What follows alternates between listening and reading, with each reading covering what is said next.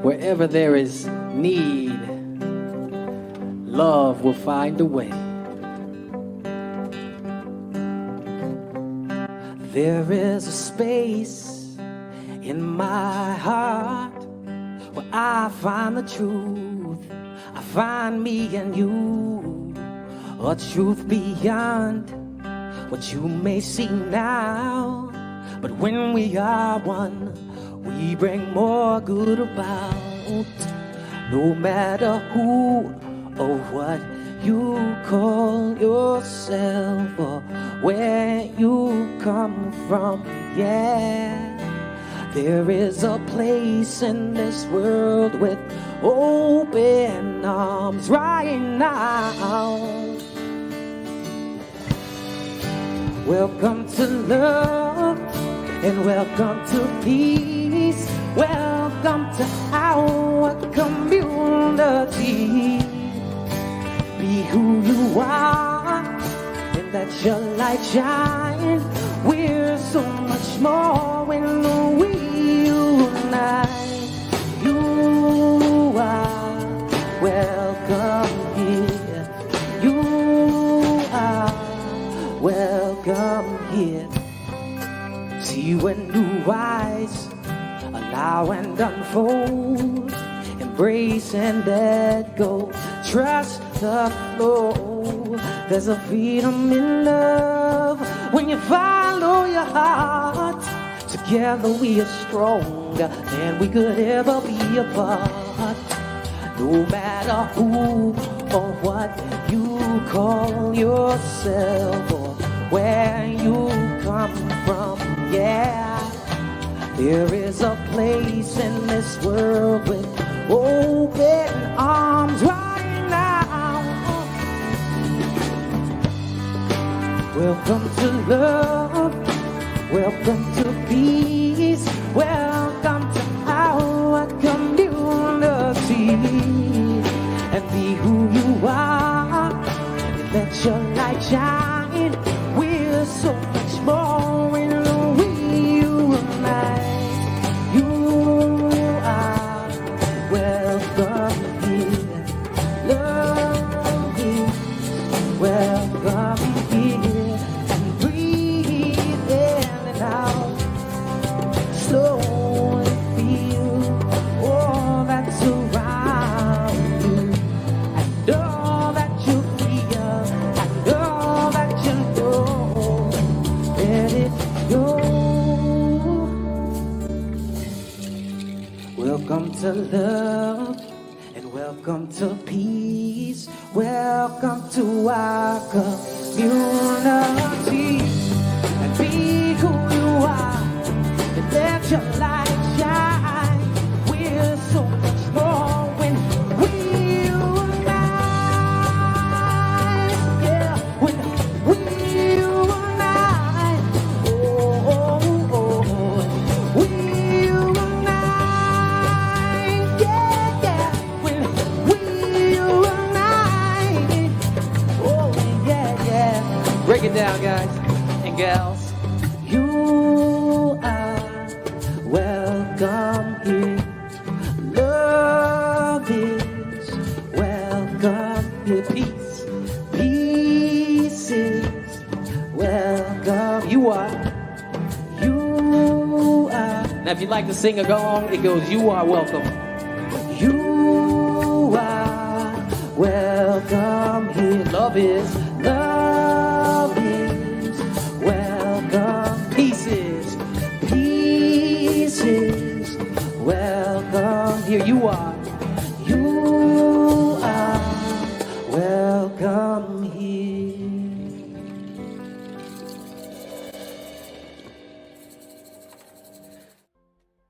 You are welcome here. And here is the Center for Spiritual Living, Midtown Atlanta. Although right now we're broadcasting strictly on the internet, but beginning in January, we'll come back together in person. Right now, I want to welcome you to this broadcast and to this opportunity to know something better for yourself, know something better about your world, and perhaps find some ideas that can apply to bringing about a greater life and a greater freedom for you. We are a community of people who are committed to living the science of mind, to living spiritual laws and spiritual principles. And we do this through teaching, through serving, through supporting one another as we go and as we grow. You are welcome because we know who you are. Yeah, we do. You may be sitting there at home alone in front of your TV or your computer, but we know who you are because you are an expression of the divine. The divine has shown up in everything that exists and is. It shows up in you, as you, and through you. Therefore, we know who you are. We know you are an expression of the divine, so we can say without hesitation that we honor you and we support you and we want to be available to you in any way that we can to provide support, to provide greater freedom, to provide good ideas as you go forward in your journey. We do that respectfully. We do that with love. So welcome. I'm glad you're with us. We often say as we begin that such is the nature of life, that all it asks and all it wants is the opportunity to appear. You're that opportunity. And that's how we know who you are. So it is. So today, to tell you a little more about who we are and what we believe and what we teach, listen now to our Declaration of Principles.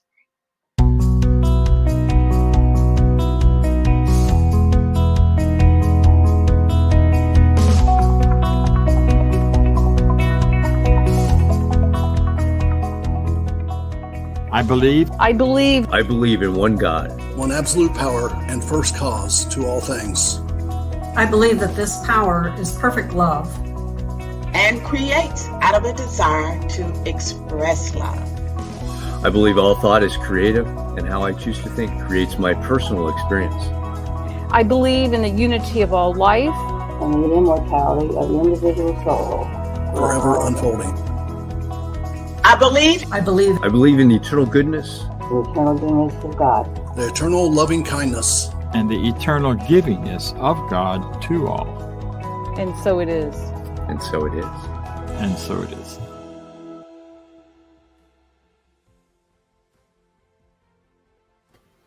And so it is. So if you want to read or hear or see that full list of what we believe, it's on our website, cslmidtown.org. Right now we're going to hear from a guest practitioner. A practitioner is someone who has studied the principles of this teaching, who has learned to put it to work in their lives and also in the lives of others. They've shown this, they've demonstrated it with great success, which is why we give them a license. That license comes from our international organization, Centers for Spiritual Living. Our guest practitioner today is someone who has been in this teaching she's been in this teaching for a long time, but as a practitioner since 2014. She currently serves as a practitioner with the Center for Heart in Santa Barbara, one of our CSL centers. She is an outreach practitioner because she recently moved, get this, from California to Kentucky. You can talk to her later on Zoom about what brought that about. However, I can tell you that because Lava is a certified coach. She's a professional sound healer. She's a meditation facilitator and also a speaker. She is host to a gathering online called Spruced Up Saturdays. and it's an inspirational for weekly decluttering support group. I don't know about, I can use that anytime. And it promotes personal balance and order through spiritual practice. So without me talking any longer, I want to happily introduce you to Lava Bai. Thank you, Dr. Bob Deen. I truly appreciate it. And thank you, Midtown Center for Spiritual Living, for receiving me today. I have to tell you, this is a perfect topic for me. And there's no coincidence here. The monthly theme is about community, and longing to belong is today's topic.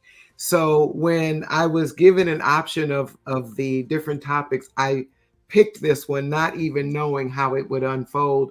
And I really want to share with you just the divine synchronicity that has happened. As Dr. Bob mentioned, I recently moved from California to Kentucky, and I also didn't know anybody in Kentucky. I've lived in this type of climate before, although not with the extreme winds, but the four seasons I am familiar with. However, once summer was over and the leaves started to fall and things got colder and I became more isolated than I already was because of COVID, I started having that personal feeling of longing to belong to something. So thank God for Zoom, but I really wanted to connect with something. And I started going back into my head of when I was a little girl, of not fitting in for whatever reason. I'm sure we can all remember a time in life where we felt like we didn't fit in, we didn't belong. This delusion of separation, whether we're too short or too tall, too light or too dark, too big, too small, too city, too country. With all these tutus, it's no wonder our culture is in a perpetual dance of division. But thank goodness for Ernest Holmes and this wonderful book, Living the Science of Mind. In the chapter, Getting Along with People, he touches on how we can better connect with others and with ourselves. So I'll quote, he says, "We can not be born again physically, nor can we return to the days of our infancy, but we must be born again of the Spirit.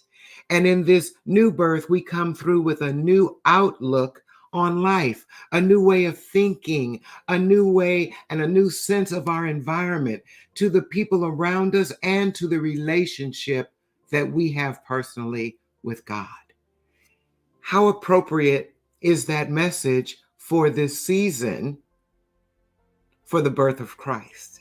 And as we celebrate Jesus, the master teacher that Ernest Holmes years ago wrote about, the power of rebirth. So I want to be able to encourage everyone to just even ponder on that. In our God connection, we can maintain a simple affirmation: wherever I go, I belong. Wherever I go, I belong. I want to share with you a couple of examples of where I felt as though I didn't belong. And one of them was with a church. I won't say the name, but if you're a guest there, they give you a purple flower.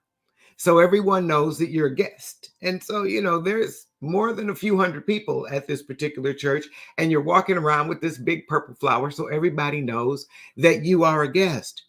And so this is my first day at this church. Not one person came over to me to say, welcome, hello, my name is, none of that. Now, I did bathe that day, and I had on fresh, clean clothes, and I had my deodorant on. So I'm not sure what that was all about. But what I do think it might have also been was that there were a lot of people there that had the longing to belong. So they were connecting with others that they were familiar with. They were having their own personal experience of belonging, to the point that they weren't thinking about the person with the purple flower who was supposed to be identified as someone to welcome. Then there was another church that was having a big affair, and I didn't know anybody. I was completely new to the entire community. And once again, I had bathed and I had my cologne and everything on, but I didn't have on too much, the whole bit. And I had on something that identified that I was a new and an outsider, if you will. And afterwards, when they had the reception, not one person came over to greet me. Now, you can imagine how hurtful that is, especially when you know you're the outsider. But it also just made me not want to ever go back there again. I'm saying this to you to not only emphasize how it feels when you feel like you don't belong, but also to let you know that I had the complete opposite experience with Midtown Center for Spiritual Living, both when I was blessed enough to take that mystic class with Dr. Bob, and then when I came last week. I felt so welcome. I felt like I was just a warm cup of tea on a cool fall day. I felt loved and welcomed and appreciated. And that was what was going on center pretty much with every individual that was on the Zoom afterwards. And in that class that I took, I really was astounded because I've never had that experience. So we're actually with any church that was that welcoming.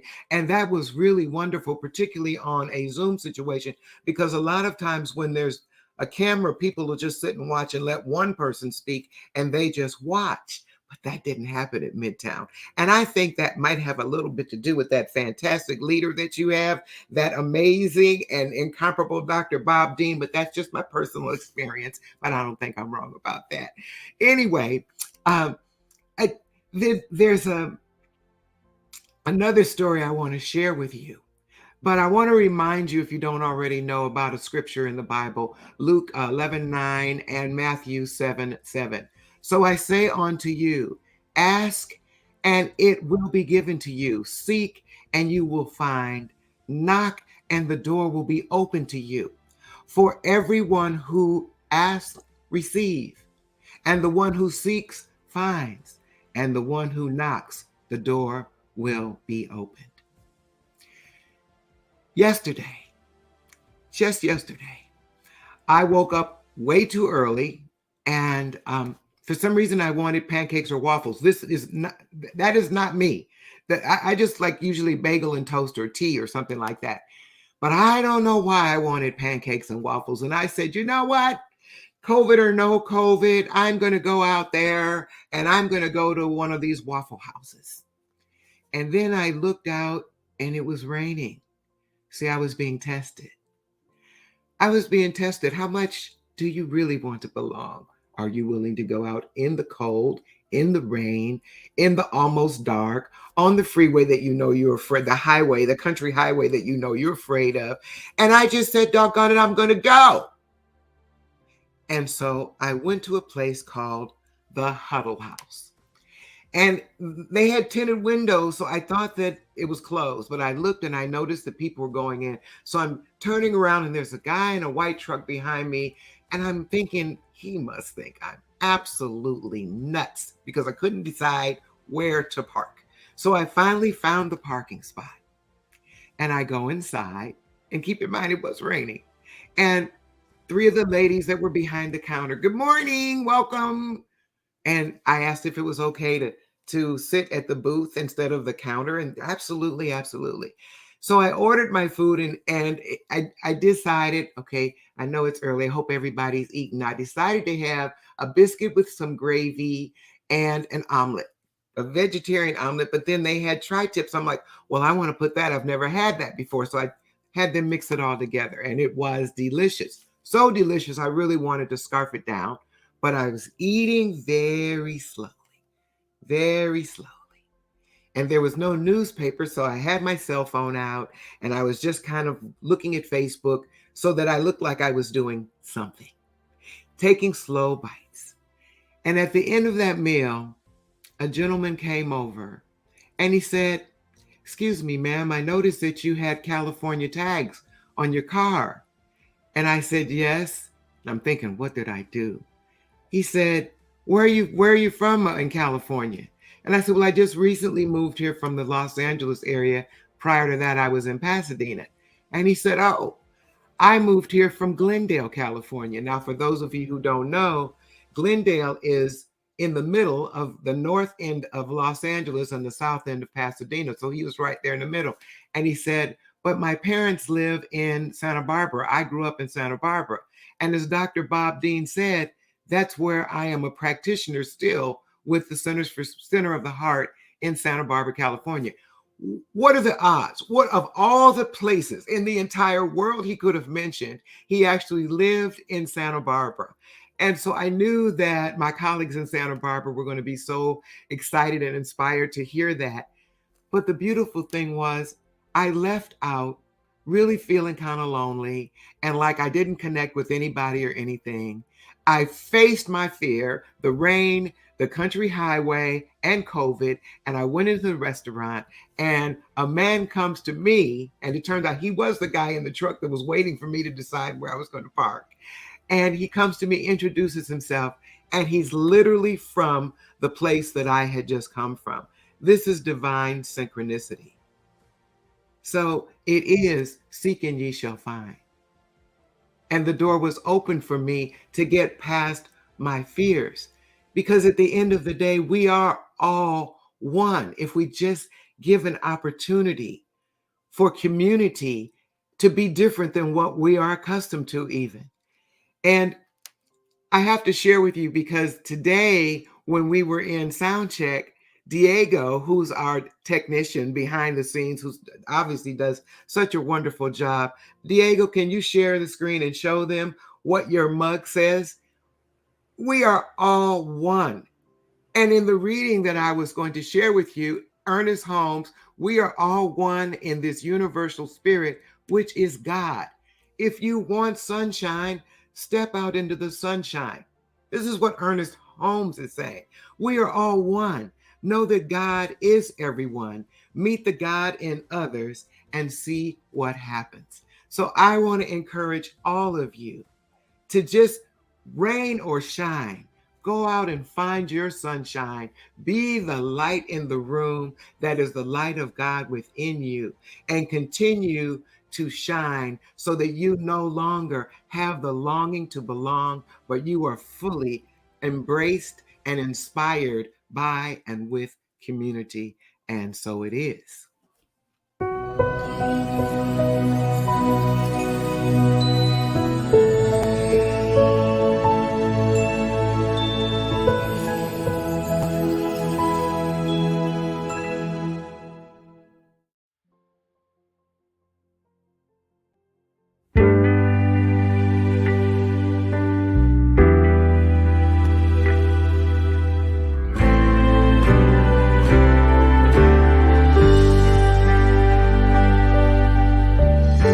Winter's here, it's the time of year to celebrate the season. Family and friends, the joy never ends. Our connection is the reason, and the very best part is the love in our hearts. Be the light that shines in the dark. Be the hope. All it takes is a spark. If love is to be, it all starts with you and me. Be the light, be the light, be the light. Like a candle flame in a window pane, or embers burning by the fireside. As we celebrate, we illuminate. The light we shine is multiplied, and the angels sing with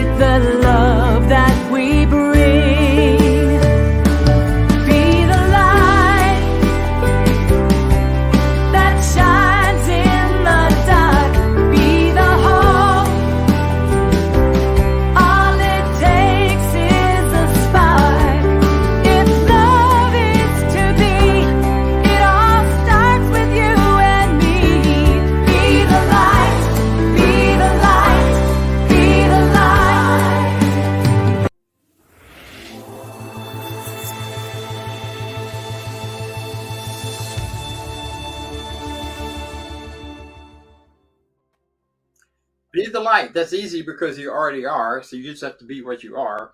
And thank you for that. Thank you, Lava. That was wonderful. I really appreciated what you shared, and especially your story about connecting, because that sets up the whole rest of today and the rest of the talk. So I have a question for you, all of you, not Lava, but everybody. And that is, who are your people? You know, when I was growing up, if you identified who you were, if somebody asked, who are you? It wasn't just, who are you? They wanted to know, who are your people? So I was Bobby, son of Jack, and people knew me as that for a long time. Or Charlie Wilder's grandson, or Georgia Wilder's grandson, or Dottie's or all these kinds of connections. That wasn't just enough to say your name. People wanted to know what you were connected with. What's your connection in the community? Who's your family? And a lot of times there was a lot of immediate judgment made about who your family is. You know that. If you grew up in the South, you know that. And I suspect this happens in other parts of the world as well, not just down here. But it was certainly a big and strong part of identity, was identifying who we are part of. Who do we belong to? What is our group? What is our connection? Longing to belong. I always thought once I left home that difficulty I had with leaving and with feeling so like a fish out of water for a while was just because our family and all of those folks are so tight knit. And even though for most of my life I didn't really quite feel like I belonged there, leaving it, the pull was intense. And for a long time, I didn't realize that it wasn't them doing it. For a long time, I thought they're just dragging me back, trying to, even though nobody said a word to me. It was all happening up here. So these pulls that we feel, this longing to belong, is a pull towards something because it is innate in us. It is our nature to be part of something bigger than we are. We're born in relationship. We're born from relationship. We're born out of this eons of birth after birth, generation after generation that you stand upon, that stands behind you. I mean, think about all of the mothers before you, all of the fathers who brought the mothers and came together and brought the beings into existence. That didn't stop because you were born. You just still have all of that connection. It's in your DNA, even it's in your structural makeup of your body. So there's this whole sense of pull toward that longing to belong, that wanting to belong. You know, and as we grow and as we change, we find different places where we belong and some places where we don't. And sometimes that longing is satisfied. And my experience has been that it's satisfied for a while in any kind of external physical group, whether it's a religious group or a spiritual group, or if it's a group of a political group or a town I live in. The first time I got off a plane, flying into California, when my feet hit the ground, I went, oh my God, I belong here. This is my place. And it was for a while. And then it wasn't anymore. And so I headed off to somewhere else I belonged, and somewhere else I belonged. And so what that affirmation that Lavi pointed to is so true. And that is that we really belong wherever we are. But we have to find that within us. We have to find that within us, not in the place, not in the outside. So who is your family? Who do you belong to? Who are your people? Well, we here at the Center for Spiritual Living Midtown, I'll tell you who we are. You know, we're a group of people, a community of people, as Lava so beautifully shared, who really care for each other and love and support each other and are wide open to loving and caring and supporting others as they come and participate with us. We are supporting and loving and sometimes challenging to one another, because we're moving towards becoming the greatest expression of our true selves that we can be and that we want to be. And sometimes that takes reminding and takes a little challenge here and there. See, we do this by teaching spiritual tools, by teaching this philosophy, this perpetual philosophy of oneness that, is interesting. Over the eons of history, from the very earliest recorded history, there has been a teaching of oneness. And then it sort of goes underground for a while as the duality teachings take over. But it pops back up somewhere different, somewhere else. So it's always here. The oneness teaching is never lost. It's always here, and it's always moving through us, for us, as us.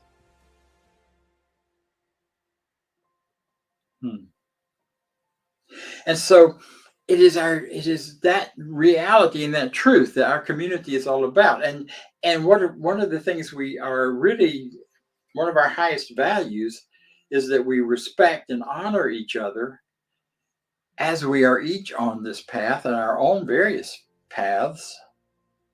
And they're all characterized by freedom, joy, and love. So if any of that appeals to you, consider joining up with us, considering showing up. I'm not trying to get you to join something so we can take your money. I'm trying to get you to join in to a community that can support you and love you, and where you may be able to find that sense of belonging, where that longing may get helped, may get answered, may get fed for a short time, or maybe for a long time. Some people say, so who are you really? Well, read our statements. I've already offered that. We are a part of the larger group of New Thought, and we are a specific part of that group that is all about teaching oneness through the teachings of Ernest Holmes, through what we call the science of mind and or religious science. It gets called by both names or by each name.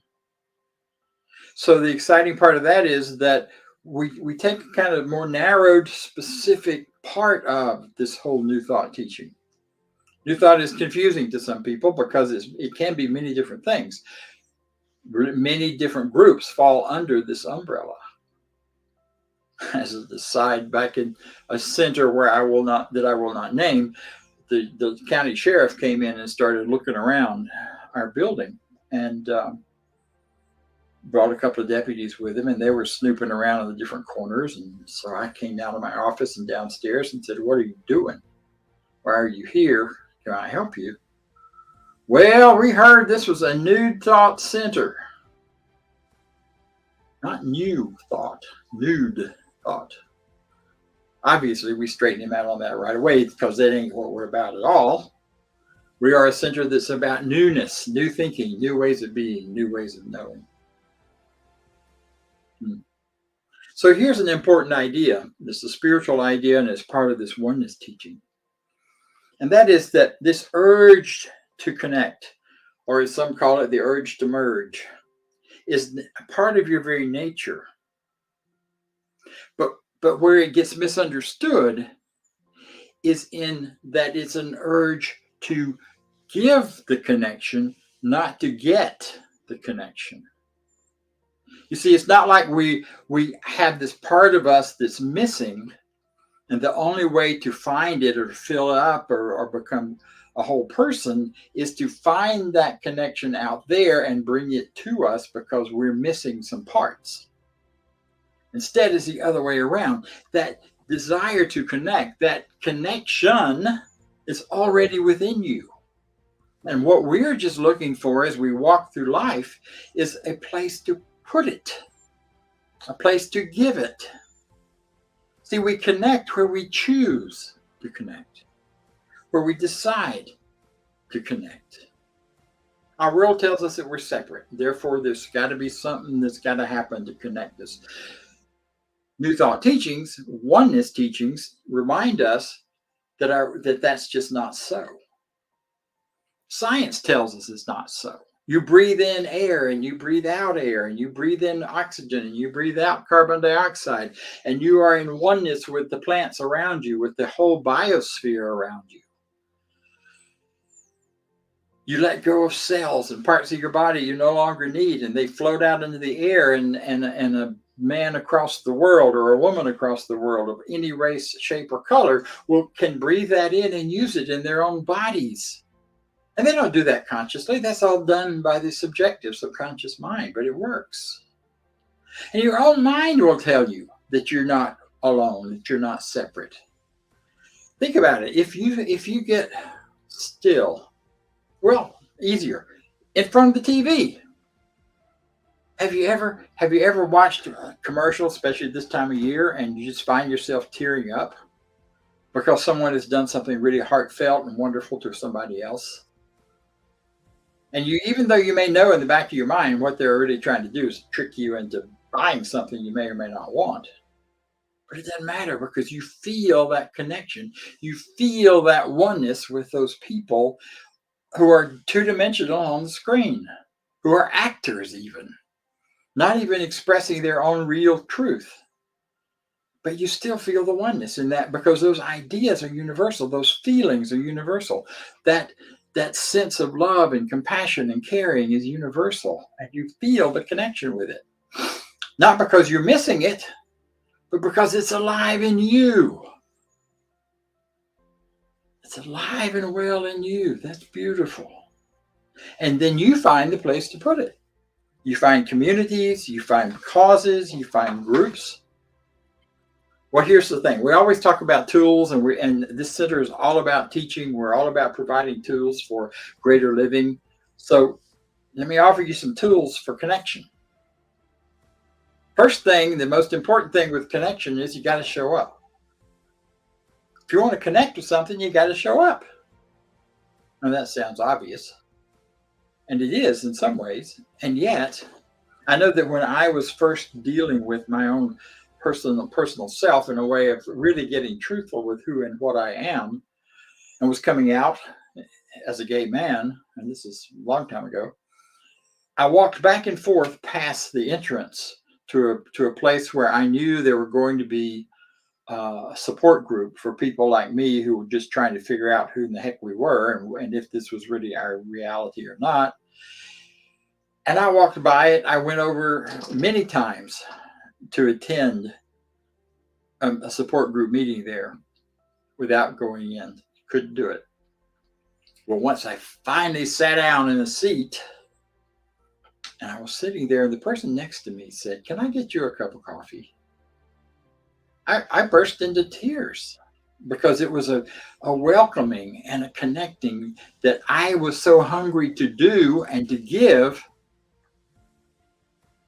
And that person provided me the opportunity to say, yes, I am connected with you by accepting your offer. I'm receiving, and in receiving, I'm giving you the chance to give.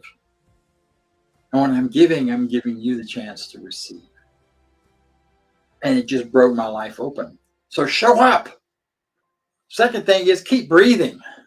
You may show up at some places that are really scary, that you really think are yours. I showed up at one place for a support group in my early days of that same exploration. Way up in Detroit, I was there on a convention, and I went and found this thing out in the middle of what turned out to be a very rough neighborhood. And it didn't happen. It wasn't meeting. But I didn't care. I was going to show up regardless, because I was ready to give that connection to that group. It turned out I came out of there, and I was approached by a group of teenage boys who were acting pretty rough and tough. And something about it, though, I didn't feel afraid. I just felt confident that I was safe and supported. And so I started joking with them. They started threatening me. "Give us your wallet." "You don't want my wallet. I got nothing in it. I'm poor." And back and forth we went, until finally one of them started to laugh. And then we all had a big laugh. And they said, "You know what? We're going to stay here with you till the bus comes, because you got no business out here in this neighborhood by yourself." And they did. And we chatted and we talked, and they were all between 13 and 16, and there were enough of them. They could have done some harm if that had been their decision. But instead we connected. So I got on the bus and went my way. So keep breathing when you show up, and express. Say something. Reach out to someone. Show up. And then find a platform of agreement. First time I walked into a Science and Mind Center here in Atlanta was the first time I went into any of them. And when I sat there and listened, I was at the time working on a doctorate, and I was thinking, I've been reaching for this something behind all of the stories. There's some kind of philosophy, some kind of truth behind the stories of Jesus, behind the stories of Buddha, behind the stories that we hear, and so much of it, so many of it this holiday season. There was something there, and I knew it, and I couldn't put my finger on it. And I walked into a religious science church and said, there it is. Holy Moses, it's been right here all along. And I found it, and I made the choice to keep breathing and stay there. Now, I came in late and exited early every week for a while, until I finally got really comfortable being there and finally said something to someone, and at that point began to really feel part of the whole thing. And it was a rich and powerful and beautiful experience. There's some spiritual practices with this as well. Meditation is one. If you're a meditator, you already know that when you get into that real deep meditative space, you are no longer within the boundaries of your body. You are connected with the energy of the one, the energy of the all that's all around you, the consciousness of the all. You feel it, you know it, you think it. Affirmations and prayer. That was a beautiful example that Lava gave of affirmative prayer that has an answer that shows up immediately when you take the steps to bring it about. Lava did her connection when she went to the huddle house. She had stayed home thinking about how much she wanted to connect, and it never happened. Well, it might have. It might have been some other ways, but we won't go there. But what it amounts to is that she went and she took her part. She offered her connection. She affirmed that I'm safe and I'm okay to do this. So we teach spiritual mind treatment, which is a way of affirming and bringing ideas together in a way that convinces ourselves of the truth of what we desire, that we not only deserve it, but it is ours by right of consciousness. And it happens and it works, and people have all sorts of demonstrations. And that's how and where we go forward with this. The other spiritual practices are recognizing this perpetual philosophy that keeps showing up and showing up. Demonstrations that bring forth and come forth. Ernest Holmes has a quote. Can't do a talk without an Ernest Holmes quote. What would happen if we could convert the energy of fear into faith? The energy of doubt and uncertainty into a feeling of belonging to the universe and being safe in the universe. Wow, that was one of the great gifts of this teaching when I first came into it, because the world was not a safe place to me.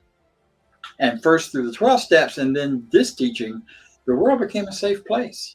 The universe became a safe place. That's how I could talk to those 13 to 16-year-olds on a dark street in Detroit and feel okay. He goes on to say, feeling of belonging to the universe and being safe in it. Would not the original artist itself, God itself, go forth into this new creation through us? And that is what's happening, and that is what will continue to happen as we get safe and feel our connection and recognize by reaching out and connecting to the universe and to the people in it, certain peoples and groups where we feel safe and where it demonstrates our safety in the universe. Then we begin to know and experience and see it beginning to spread and happen throughout the world and throughout life. We move from possibility to reality. The possibility of a connection goes into becoming the reality of a connection. Again, we saw that in Lava's story. If you want to see another story of it, watch the movie again from 2006 of The Last Holiday. That wasn't written by religious scientists as far as I know, but it might as well have been. So if you want a refresher on how you demonstrate and manifest, she had a possibility book and transformed it into a reality book. So the beloved community, the community that we're talking about, the community right here that we are inviting you to participate in, and you already are just by listening. You've chosen to connect by being part of this broadcast, by being part of listening and hearing. And I'm inviting you to continue that connection as it continues to enlighten and then lift you up towards the greater life that you believe, that you desire, and that you want to experience. I'd like to share in closing the poem that we show a part of at the beginning of our talk, at the beginning of our whole session here, that says this. And we speak it to everyone who's here, who's ever been here, and it is coming from the universal infinite itself. Peace be unto you, stranger. Enter and don't be afraid. I have left the gate open, and thou art welcome in my home. You're in my home right now. There's room in my house for you all. I have swept the hearth and lit the fire, and the room is warm and cheerful, and you will find comfort and rest within. The table is laid, and the fruits of life are spread before you. The wine is here also. It sparkles in the light. I have set a chair for you where the sunbeams dance through the shade, where you can have it all, sun and shade. Sit and rest and refresh your soul. Eat the fruit, drink the wine. All is yours, and you are welcome. So says the word of light and life to you. You are welcome to this life at this time. I'm so glad you're here, because you're wonderful, and so am I, and so it is. Thank you. Now let's hear from Vance. All right. Thanks, Dr. Bob, for that wonderful talk.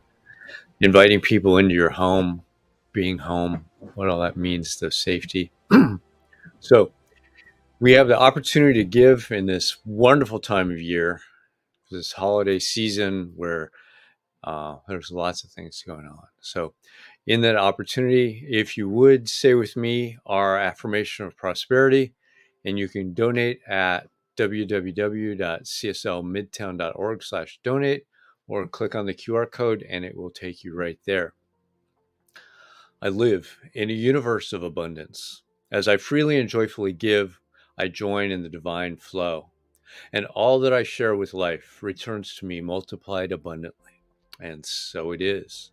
Now back to Dr. Bob for some announcements. And so it is. So as we are in the holiday season, and there's lots of busyness, the whole holiday season is about connecting. It's about belonging. We belong to these grand stories of celebration. We belong to these big stories of life and light. Be they Christian, be they Buddhist, actually this Friday is one of the Buddhist holidays where they celebrate the idea of oneness. The idea of individuality as part of the one. There's so much going on right now. So we're not doing a lot of activities here at the center. What we are doing is we're continuing our Sunday talks. We will also be meeting on Tuesdays at noon for anyone who wants a boost. We call it spiritual empowerment, because what empowers us spiritually is getting clear about the truth for us, and then doing affirmative prayer or spiritual mind treatment, which we do together every Tuesday at noon. So I invite you to join us for that. It's at the same place as the Zoom meeting for this meeting. You'll find it also on our website, cslmidtown.org. And then that's kind of it for announcements. We will continue this way. On Christmas Day, we will have a service. It will be pre-recorded. You'll get to watch it at your leisure at any time. And the same on New Year's Day. And then on the 8th of June, we'll be back together in person at the Recreation Center, the Garden Hills Rec Center, just north of Midtown at the bottom end of Buckhead. So join us, plan on it. It's a beautiful space. We look forward to seeing you. Here's our closing. Join me, if you will, in the reading of our affirmation of life. I leave this place now knowing something better than I knew before. I go forth into the world with a heart full of love and a mind full of good sense. I look at the world in a greater way, knowing that I have within me everything I need to create the life I desire. I give thanks for this understanding. I am grateful for the Spirit of life that lives through me. And so it is. See you next time.